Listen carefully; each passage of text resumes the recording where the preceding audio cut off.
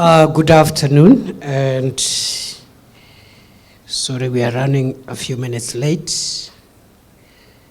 Thank you for coming. We've invited you here to provide the public with a public accountability statement for our 100 days in office. I have with me here the PS for Correctional Services, Mary Butoni. I have the PS for Immigration and Citizen Services, Professor Ambassador Bitok. I have the Principal Administrative Secretary for the National Police Service. And I have the apology of the Principal Secretary for Internal Security and National Administration, Raymond Omolo, who has gone together with other government officials to condole with the family of the late Cabinet Secretary, Professor George Magoha. You're most welcome. Fellow Kenyans, in marking 100 days since I assumed office as Cabinet Secretary for Interior and National Administration, I have had the opportunity to reflect on the past and on what has made Kenya so resilient as a nation, while also looking ahead to ponder the future and what can be done to make our homeland a safer, more secure, and better country. In my reflections on the state of our homeland security, I reckon that it has been a challenging but fulfilling 100 days,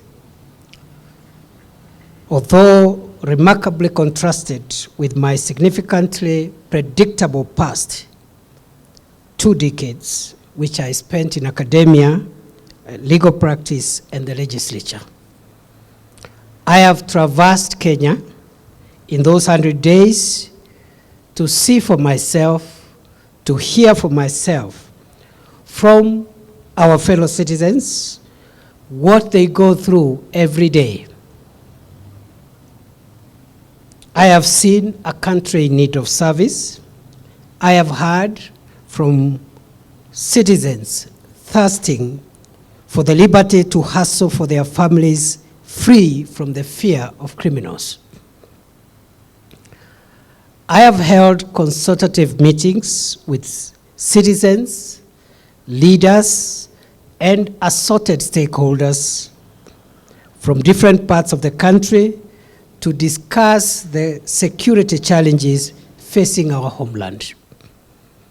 To secure every part of Kenya, the government is committed to work with all stakeholders to develop locally generated but nationally implemented security priorities and solutions.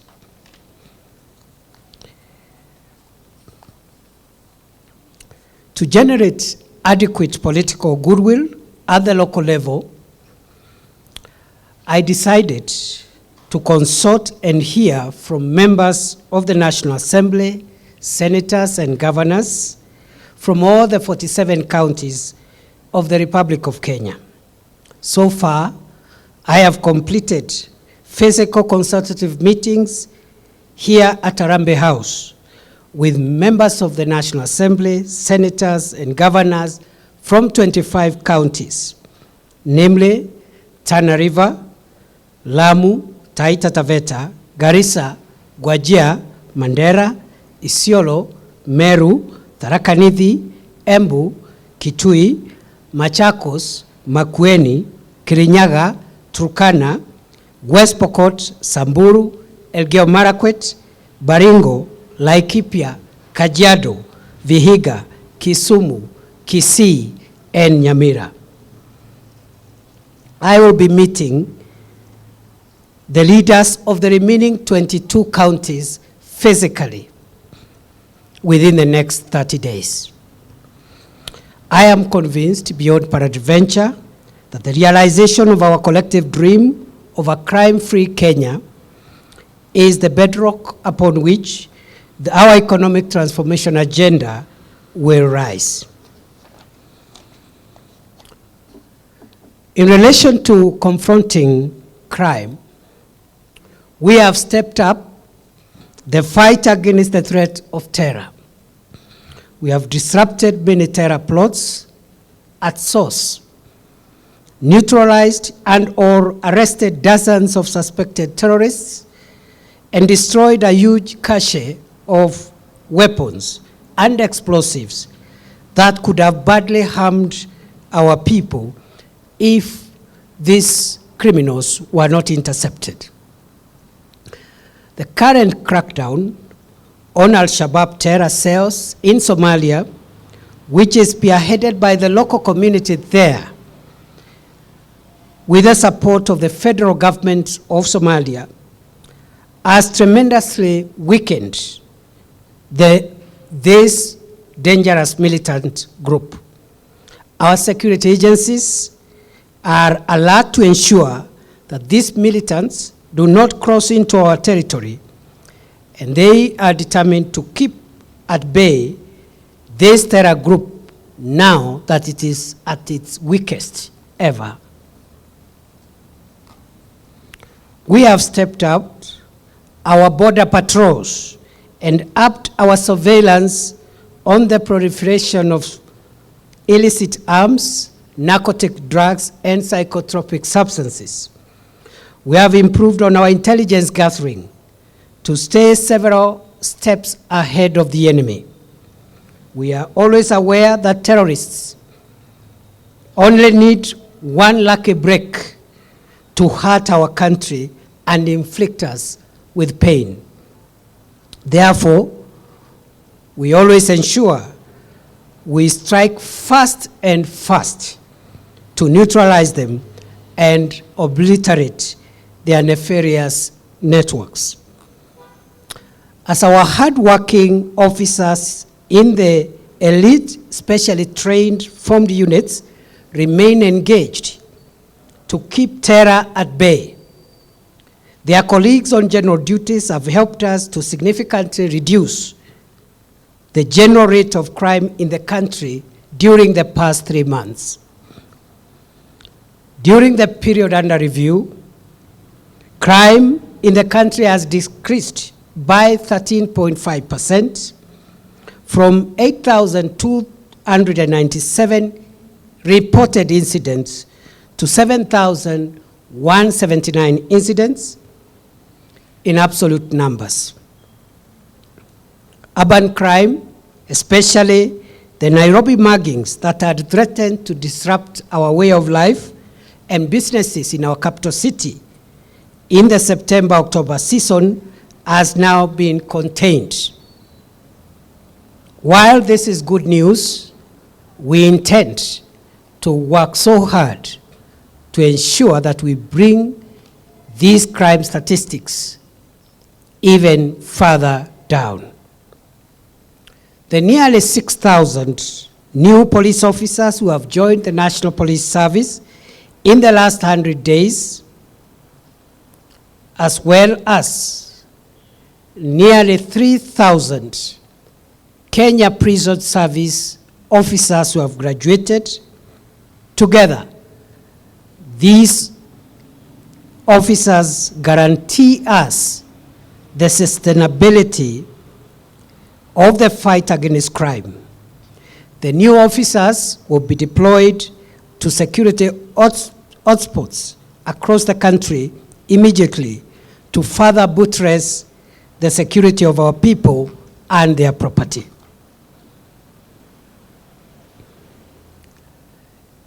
In relation to banditry and livestock rustling, first, we have sought to understand the problem. And this is the problem. For years, our fellow citizens in the Kenya of the North have lived in mortal fear and dread of bandit attacks. For decades, our people in these areas have been killed, maimed, and dispossessed of their property by murderous gangs of bandits and rustlers. Many victims of this terrible crime against innocent civilians resulted in arming themselves to protect their loved ones and their property. Others were driven out of their homes to live in destitution in faraway hideouts.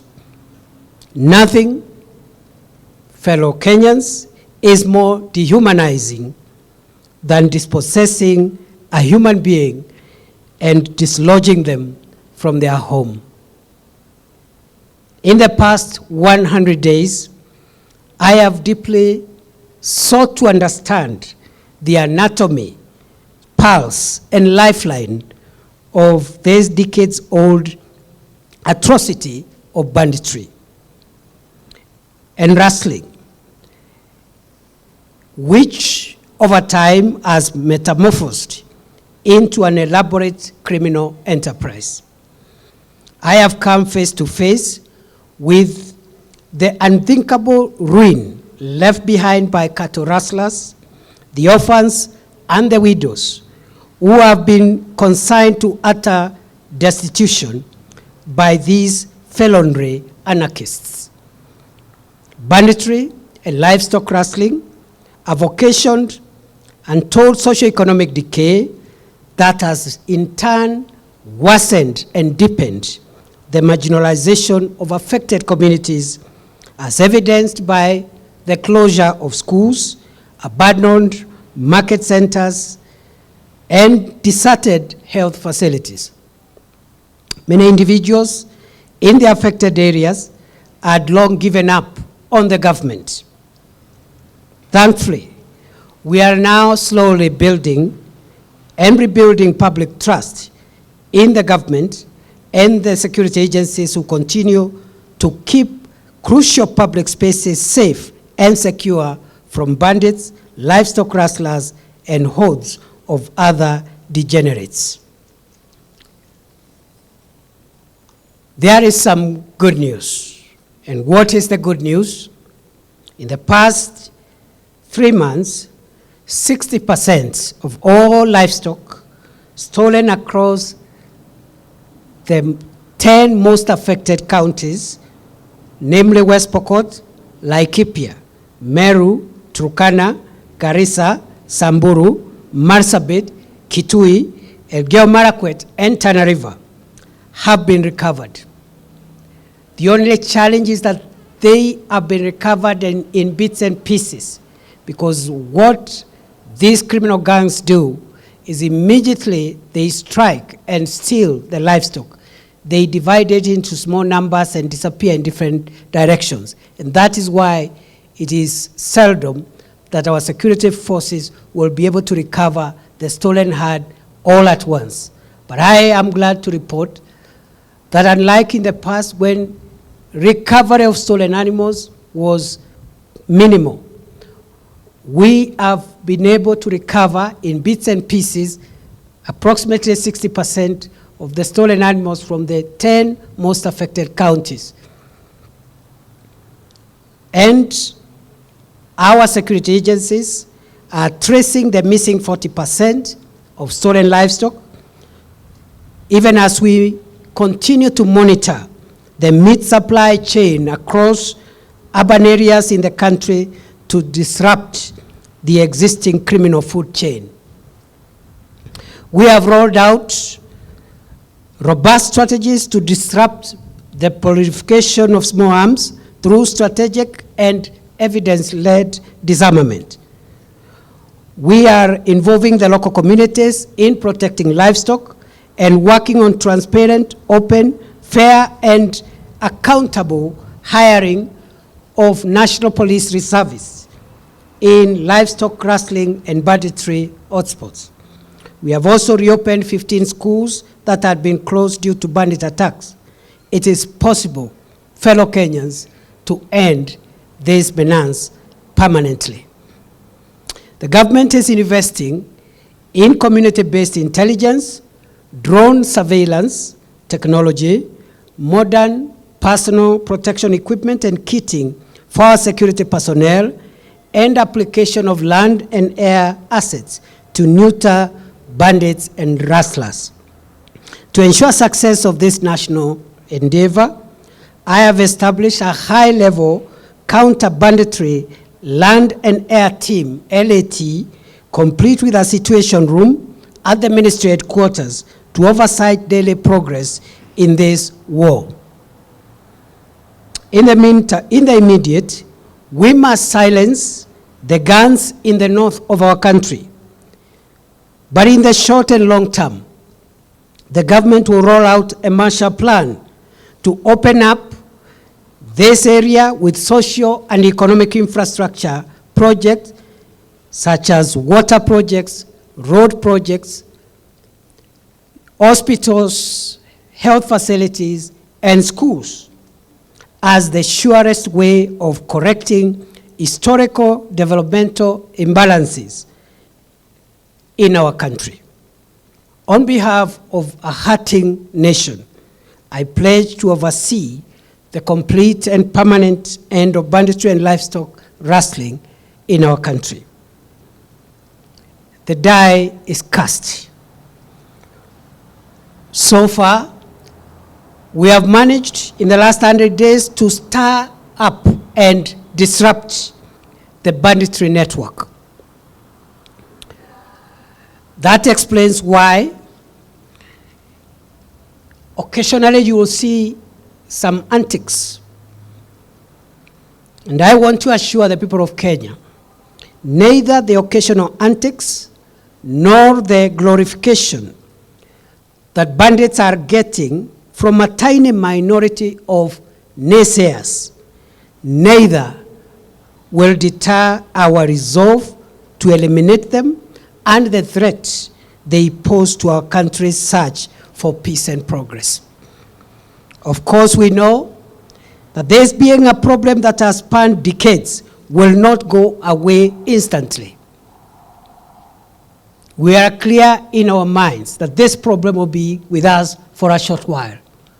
We pray for the patience of the people of Kenya, the support, prayers, and moral solidarity as we dismantle, neutralize, and permanently disable this network of criminals that have caused untold suffering, the shedding of innocent blood, the suffering of populations, the dispossession and anguish in a large part of our country, actually approximately 66% of Kenya's landmass.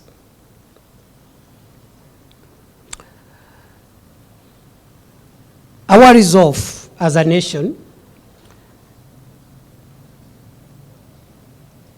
to eradicate this primitive and barbaric crime must remain consistent and focused and resolute. I take cue from President William Ruto that his administration will eradicate banditry and livestock rustling as a matter of course. And once more, I plead for the patience, patriotism, and the solidarity of the Kenyan people and all stakeholders as we wage a very consistent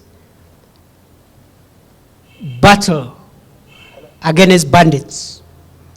And we want to make banditry and rustling part of our Kenyan history. And we want our children in the future to be reading how it was in the past. It is possible, we will do it, and I am going to lead from the front. Why am I convinced that we shall win this war in the long term? It is because, as the minister responsible, I have the support and guidance of the head of state and the commander-in-chief. I also have faith in the team at the ministry which is working with me, including the PSs that you see behind me here today, but also the command, the rank and file of our security agencies. I am convinced that our security agencies, especially in the formed units, have the capacity to deliver the results that we require. The Kenyan public is in total solidarity with the victims of this horrendous crime. The combined energy of these support systems that I have enumerated will provide the tailwind that we require to permanently vanquish banditry and livestock rustling and eventually embarrass the tiny and patriotic minority among us who are still glorifying bandit attacks and their vain antics. We must all stand on one side as a nation to condemn and to diminish the ego of these criminals. With regard to citizen services,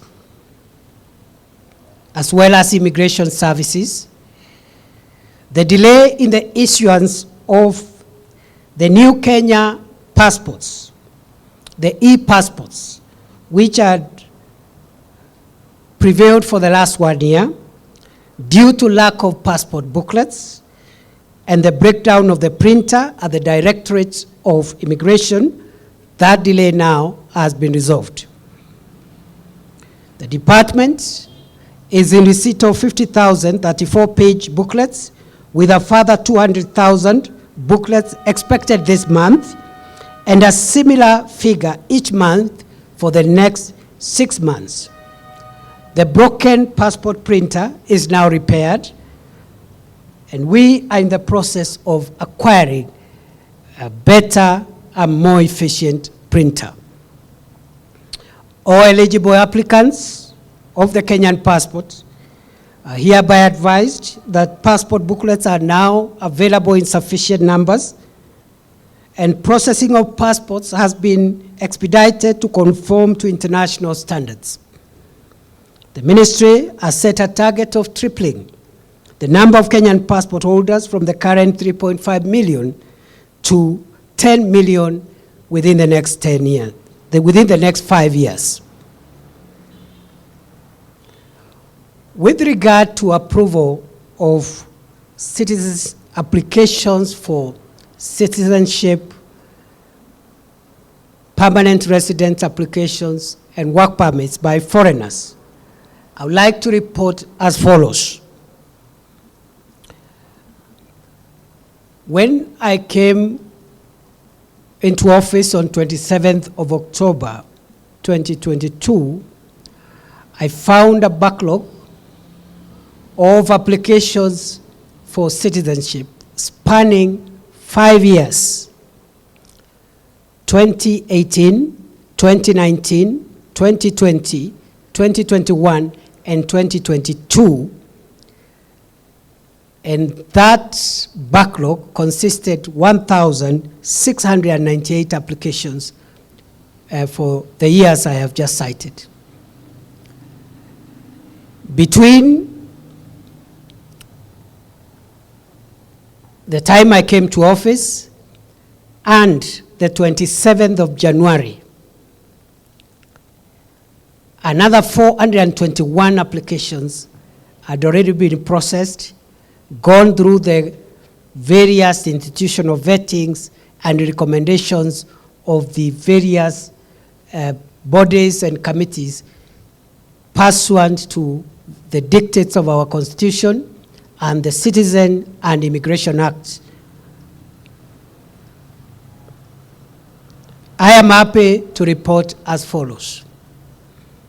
By 27th of January 2023, I have cleared and made a determination on all the 1,698 applications for citizenship which had been pending for the period 2018 to 2022, and I have also made a determination and cleared all the 421 applications that had been processed and were only waiting for the signature of the minister by the 27th of January 2023. Therefore, any person who has been waiting to become a citizen of Kenya and had met the legal requirement and had gone through all the procedural issues, I am happy to ask them to contact the State Department of Immigration and Citizen Services, particularly the Directorate of Immigrations, to pick their certificates and documents for citizenship, for permanent residence, and work permits. Over and above what I have said, I would like to say also, some of these applications, although made 3 years ago, involve people who have stayed in our country for many years. And when I was clearing the backlog, I stumbled on an applicant who I happened perchance to know. A person from Pakistan called Tamina Kadabai, who has been in Kenya continuously since 1971, has lived in Kenya, and in fact was my high school teacher at Lenana School for 4 years. She's never left the country. She's never been charged with a crime. There is no adverse report against her. She's now approaching 90. And she has been waiting for a determination on her residency status because of her failing health and advanced age. And you know, when we give these statistics, fellow Kenyans, we are talking about real people. We are talking about real people who, some of them have been waiting in agony. And I've just given that example. And I know there are many more deserving cases who have waited for years for no apparent reason. I have also approved 815 applications for citizenship for spouses and dependents of Kenyan citizens. In accordance with our law, there is a procedure in which a spouse or a child, a dependent child of a Kenyan citizen can acquire citizenship, again spanning 5 years. All of them now are cleared. All those spouses and children of Kenyan citizens who have been waiting for this service, that service has been rendered fully and completely. I have also signed 808 applications from Kenyans who had sought to regain the citizenship of Kenya because, as you're aware, under the old constitution, a Kenyan could not be a national of another country. Dual citizenship was not permitted. But after the constitution came into effect in 2010, it was made possible for someone who had lost Kenyan citizenship by denouncing the Kenyan citizenship and taking up the citizenship of another country under the old constitution. They have an opportunity under the current constitution to apply for regaining Kenyan citizenship. And again, these are Kenyans. These are people of Kenya. They are just saying, because the law never permitted before, now that the law permits, we would want to enjoy the citizenship of where we live, but also regain the citizenship of our country of birth. All 808 applications have also been determined and processed. And I want to ask them, their relatives, to go and pick their citizenship certificates and enjoy the liberties of the new constitution for dual citizenship.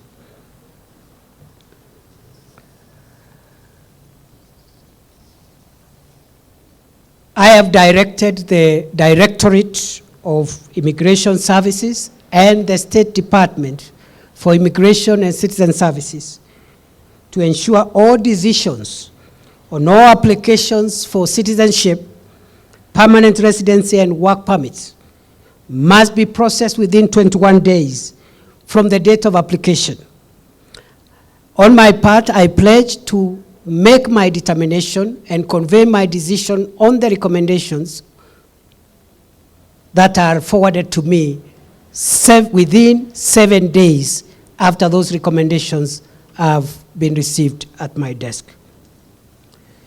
In matters civil registration and registration of persons, the ministry has initiated the policy framework for efficient online registration of birth and deaths, and we shall be launching this online registration of birth and deaths on 1st of March 2023. We have also initiated the policy framework of introducing a unique personal identifier, UPI, at birth. And again, we are looking for a suitable date within April, May, to launch this unique personal identifier, UPI, at birth for all newborns born in the territory of Kenya. This number will be the child's personal number. When they join school, it will be their number in that sector. When they turn 18, it will be their ID number. It will be their NHIF or it will be the NHIF, that is the insurance number, and social security number. It will be their number. And when they leave this world, it will be their death certificate number. And that UPI will only expire at the expiry at death by the holder of that number. In the period between now, when we are launching the UPI, and 18 years from today, when the UPI starts becoming the ID,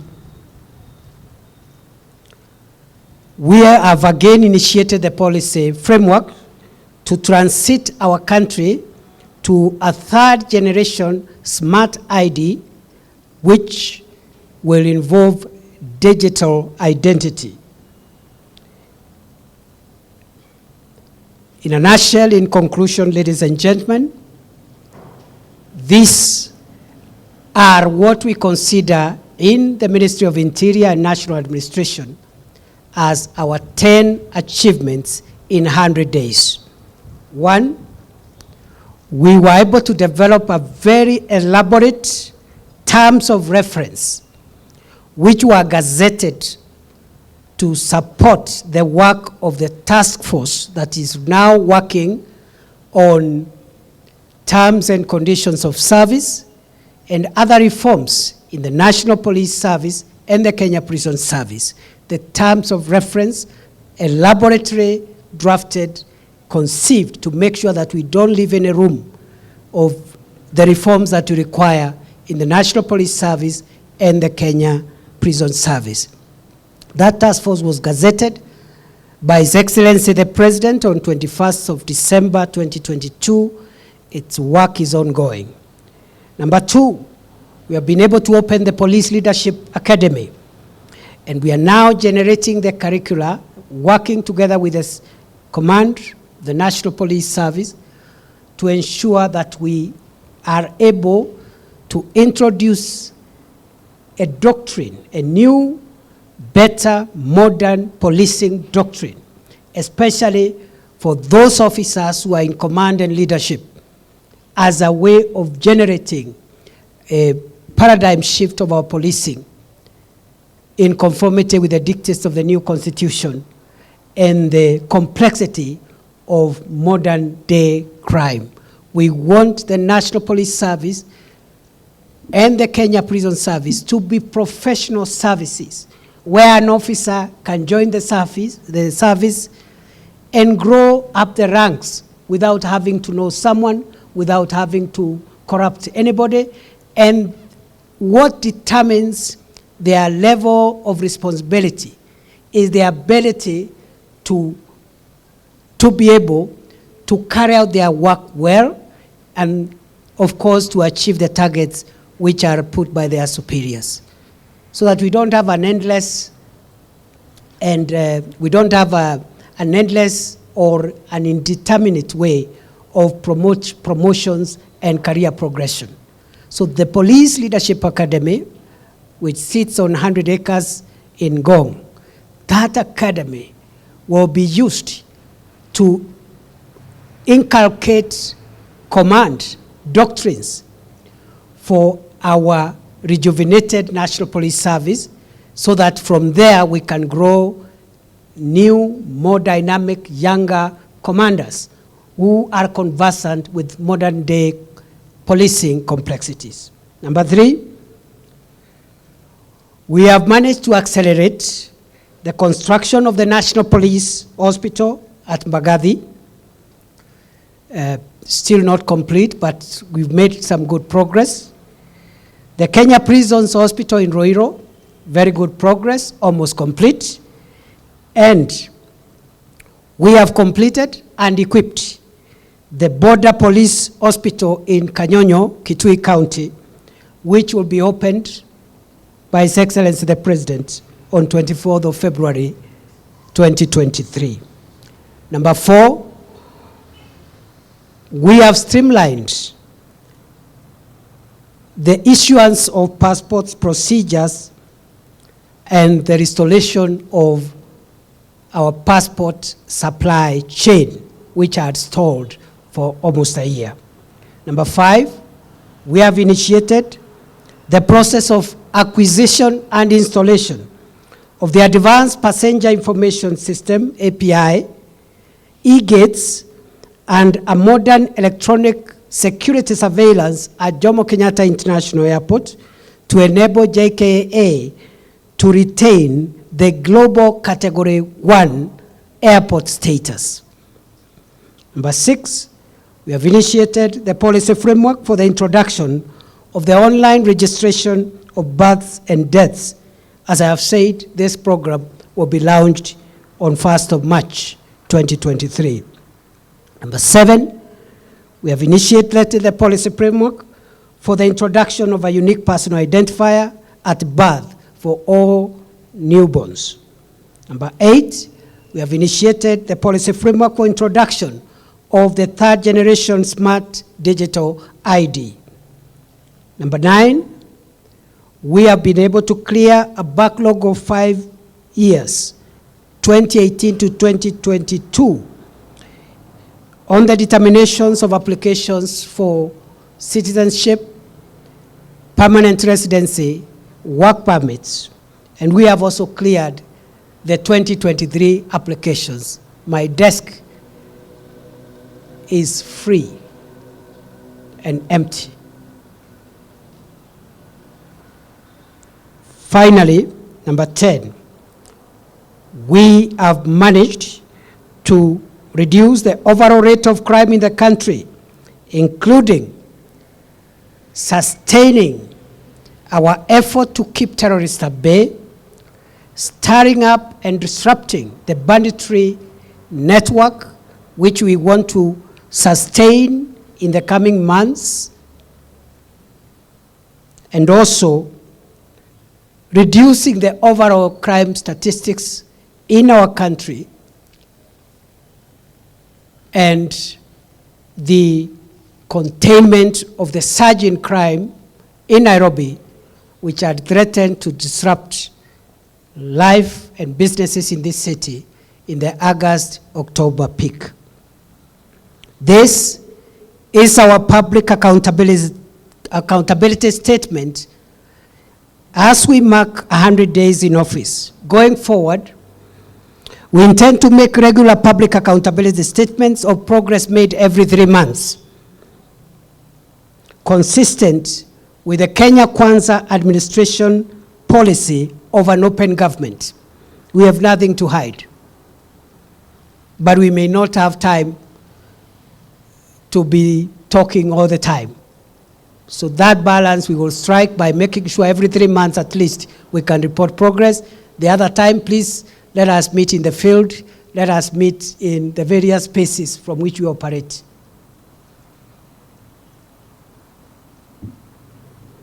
With support from Kenyans, I am confident that we shall build a safer, more secure country that every person lives with pride and dignity.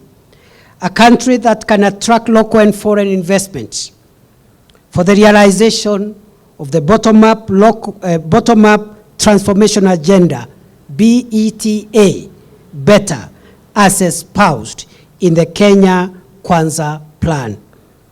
I thank you. God bless Kenya, our country. God bless Kenya, our homeland. Thank you, ladies and gentlemen. I can take not more than 3 questions because I promised last time that I will not be in a lot of hurry, but we've been here for a while. We need to move on to some urgent assignment, but I'll take 3 questions, the first 3. Good afternoon, Waziri. My name is Leila Mohammed from NTV. Please give us a status report of the activities in the Kerio Valley Belt, especially in regards to the schools that you have reopened, the security status, and you had promised that police will guard the students and their teachers. And there's also a process to transport teachers in the Lamu County Belt. Other than just transporting them, how are you securing the schools and the teachers as well? We are doing our best to make sure that the schools that were reopened are never shut again. And the schools that are yet to open because of infrastructural challenges are supported with the infrastructure to reopen immediately. We are also committed to making sure that we don't disrupt education in Lamu. As for the Kerio Valley progress, I'll be spending 3 days there physically starting tomorrow. Just send your reporters. We'll give them updates on what is happening there. But we are thoroughly serious that we must secure our country, and we cannot surrender our countries to criminals. Next. Waziri, this is Richard Kagoe from the BBC. Just a question in reference to the situation in northeastern Kenya. So there's been an influx of refugees from neighboring Somalia. Majority of them not necessarily displaced because of the ongoing military offensive, but because of the impacts of the devastating drought experienced in in the Horn of Africa. So we're seeing about 100,000 new arrivals, and most of them have come over the last 8 months. Thousands have been able to settle in the outskirts of the camps. And the government gazetted the reopening of 2 camps, that's Ifo 2 and Cambios in Jarajila. So there's been a plea, especially from the humanitarian sector, in terms of the official registration of the new comers from neighboring Somalia. So we just want to find out when is the registration set to kickstart, and then also for purposes of emphasis is about criminal elements, disguising themselves as vulnerable population coming seeking for humanitarian assistance, how that's going to be done in terms of filtering out such individuals, and an update in terms of the reopening of the Mandera border post. Thank you. The onslaught against Al-Shabaab in Somalia, coupled with a number of other factors, has caused an inflow of asylum seekers from Somalia, about 100,000, as maybe a little less. We are going to start the screening and the status determination procedures in the next 1 month, in accordance with the law of our country and the United Nations Convention on the Status of Refugees of 1951, which Kenya is a state party to, and which is part of the law of Kenya by operation of Article 2.5 of the Constitution. We will start in a month. The issue of the Mandera border is work in progress. As I said, we intend to consider reopening shortly, subject to a number of things which I cannot pronounce in this space. Thank you. Last one. My name is Chemutai going from Citizen TV, and I have one question. You have rightfully stated in your statement that in the meetings you've held with leaders, you've had sessions with political leaders from the counties, different counties, to know the challenges they are going through. And you've stated that you will be going to the Kerio Valley region in the next 3 days.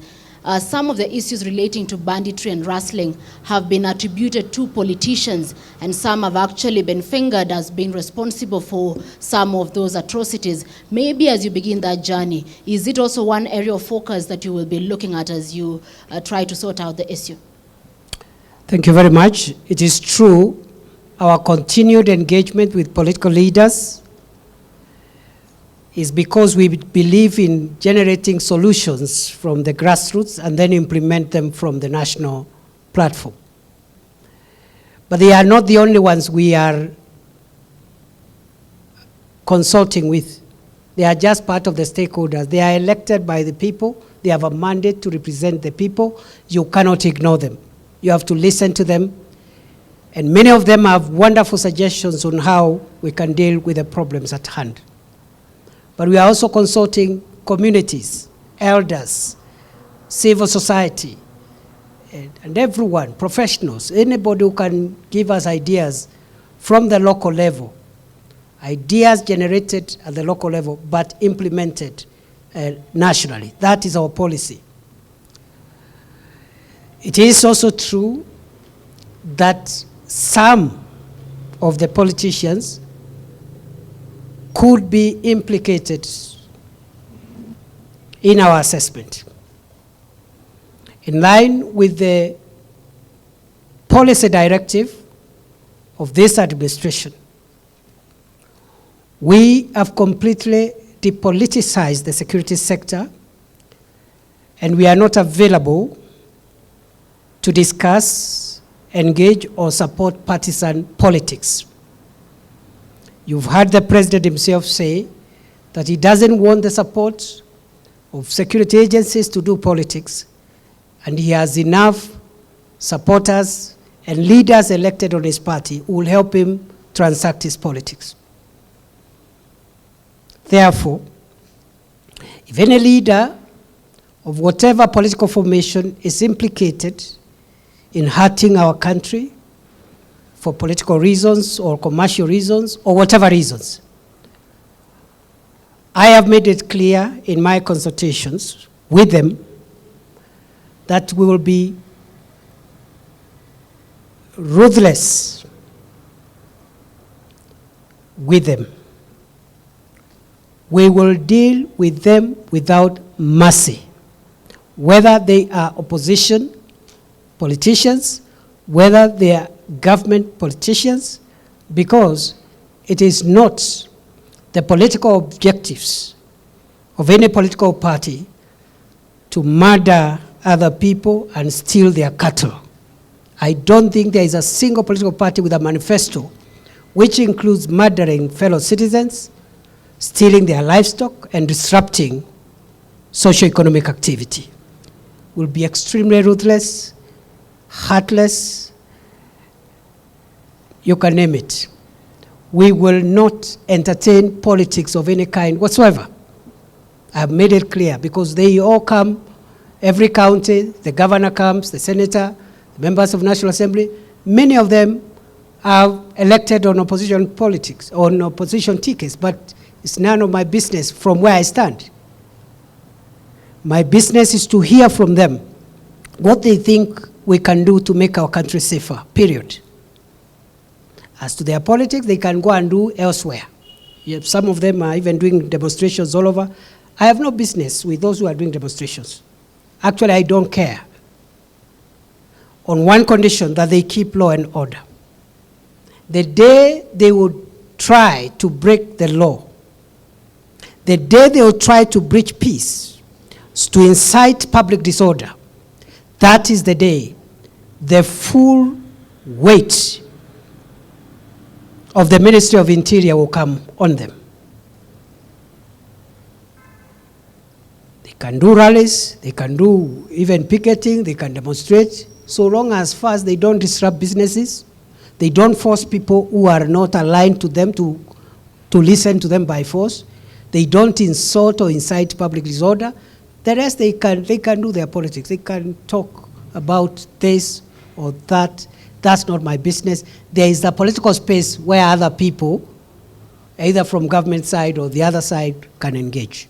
So we are very keen, and I've told all politicians, they are my friends and allies when they are helping me make Kenya a secure country.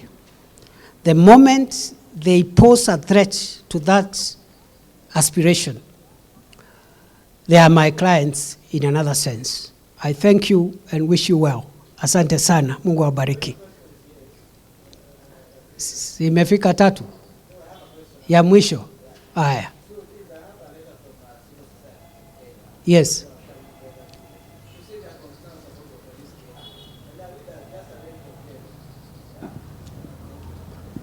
So I have a letter from different civil societies in Kenya who have concern about the police care.